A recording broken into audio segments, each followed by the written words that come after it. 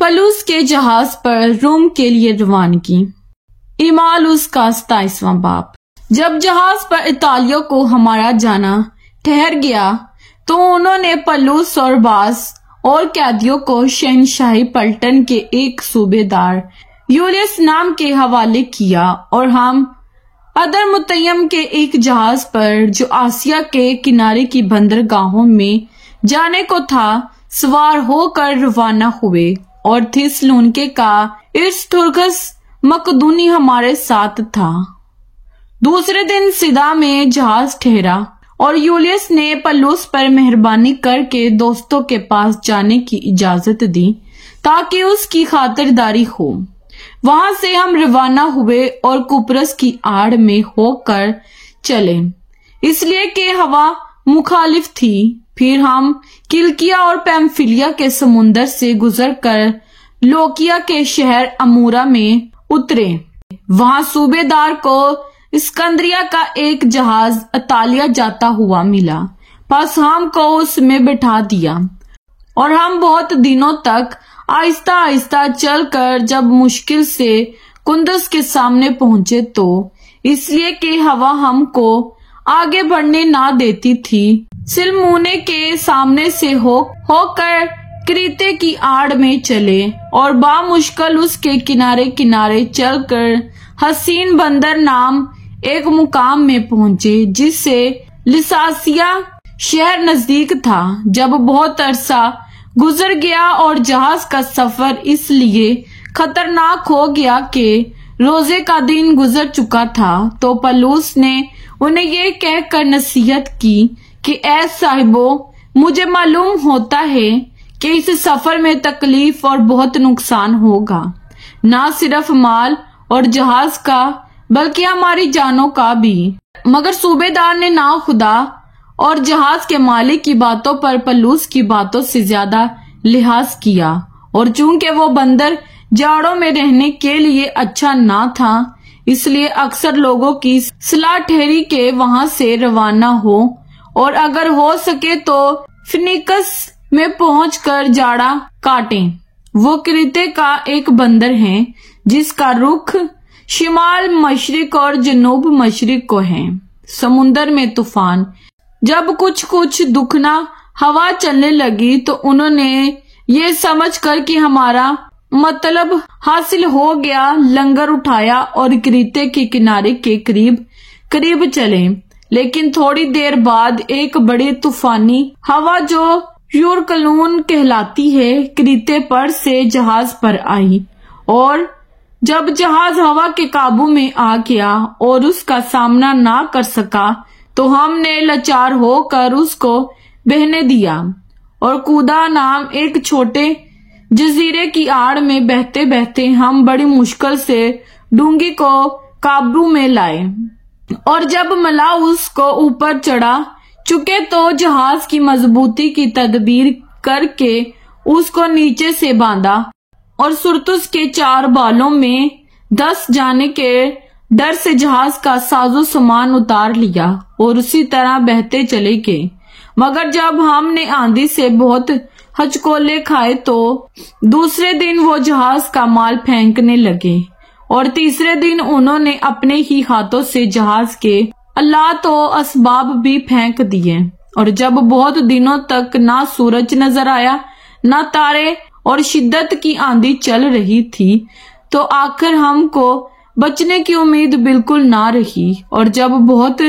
فاقہ کر چکے تو پلوس نے ان کے بیچ میں کھڑے ہو کر کہا، اے صاحبو، لازم تھا کہ تم میری بات مان کر کریتے سے روانہ نہ ہوتے اور یہ تکلیف اور نقصان نہ اٹھاتے، مگر اب میں تم کو نصیحت کرتا ہوں کہ خاطر جمع رکھو، کیونکہ تم میں سے کسی کی جان کا نقصان نہ ہوگا مگر جہاز کا، کیونکہ خدا جس کا میں ہوں اور جس کی عبادت میں کرتا ہوں اس کے فرشتے نے اسی رات کو میرے پاس آ کر کہا، اے پلوس، نہ ڈر، ضرور ہے کہ تو کیسر کے سامنے حاضر ہو، اور دیکھ جتنے لوگ تیرے ساتھ جہاز میں سوار ہیں ان سب کی خدا نے تیری خاطر جان بخشی ہے، اس لیے اے صاحبو خاطر جمع رکھو، کیونکہ میں خدا کا یقین کرتا ہوں کہ جیسا مجھ سے کہا گیا ہے ویسا ہی ہوگا، لیکن یہ ضرور ہے کہ ہم کسی ٹاپو میں جا پڑے۔ جب 14ویں رات ہوئی اور ہم بحر اردیا میں ٹکراتے پھرتے تھے تو آدھی رات کے قریب ملاحوں نے اٹکل سے معلوم کیا کہ کسی ملک کے نزدیک پہنچ گئے اور پانی کی تھال لے کر بیس پرسا پایا اور تھوڑا آگے بڑھ کر اور پھر تھال لے کر 15 پرسا پایا، اور اس ڈر سے کہ مبادا چٹانوں پر جا پڑیں جہاز کے پیچھے سے 4 لنگر ڈالے اور صبح ہونے کے لیے دعا کرتے رہے۔ اور جب ملاحوں نے چاہا کہ جہاز پر سے بھاگ جائیں اور اس بہانے سے کہ گلے ہی سے لنگر ڈالیں ڈونگی کو سمندر میں اتارا، تو پولس نے صوبیدار اور سپاہیوں سے کہا کہ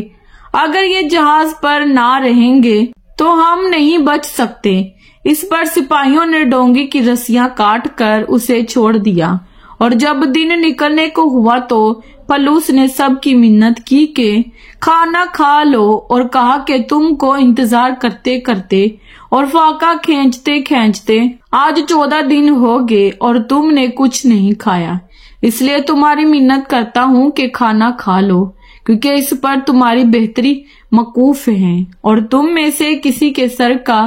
ایک بال بھی کا نہ ہوگا۔ یہ کہہ کر اس نے روٹی لی اور ان سب کے سامنے خدا کا شکر کیا اور توڑ کر کھانے لگا، پھر ان سب کی خاطر جمع ہوئی اور آپ بھی کھانا کھانے لگے، اور ہم سب مل کر جہاز میں 276 آدمی تھے۔ جب وہ کھا کر سیر ہوئے تو گہوں کو سمندر میں پھینک کر جہاز کو ہلکا کرنے لگے۔ جہاز کی غرقابی۔ جب دن نکل آیا تو انہوں نے اس ملک کو نہ پہچانا، مگر ایک کھاڑی دیکھی جس کا کنارہ صاف تھا، اور صلاح کی کہ اگر ہو سکے تو جہاز کو اس پر چڑھا لیں۔ پس لنگر کھول کر سمندر میں چھوڑ دیا اور پتواروں کی بھی رسیاں کھول دیں، اور اگلا پال ہوا کے رخ پر چڑھا کر اس کنارے کی طرف چلے، لیکن ایک ایسی جگہ جا پڑے جس کی دونوں طرف سمندر کا زور تھا اور جہاز زمین پر ٹک گیا۔ پس گلگی تو دھاک کھا کر پھنس گئی، مگر دنبلا لہروں کے زور سے ٹوٹنے لگا، اور سپاہیوں کی یہ صلاح تھی کہ قیدیوں کو مار ڈالے کہ ایسا نہ ہو کہ کوئی تیر کر بھاگ جائے، لیکن صوبیدار نے پولس کو بچانے کی غرض سے ان کو اس ارادے سے باز رکھا اور حکم دیا کہ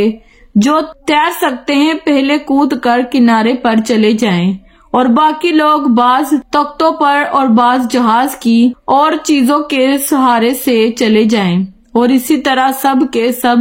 خشکی پر سلامت پہنچ گئے۔ آمین۔ کلام پاک کے پڑھے اور سنے جانے پر خداوند کی خاص برکت ہو۔ خداوند کا شکر ہو۔ آمین۔ خداوند آپ سب کو برکت دے۔ آمین۔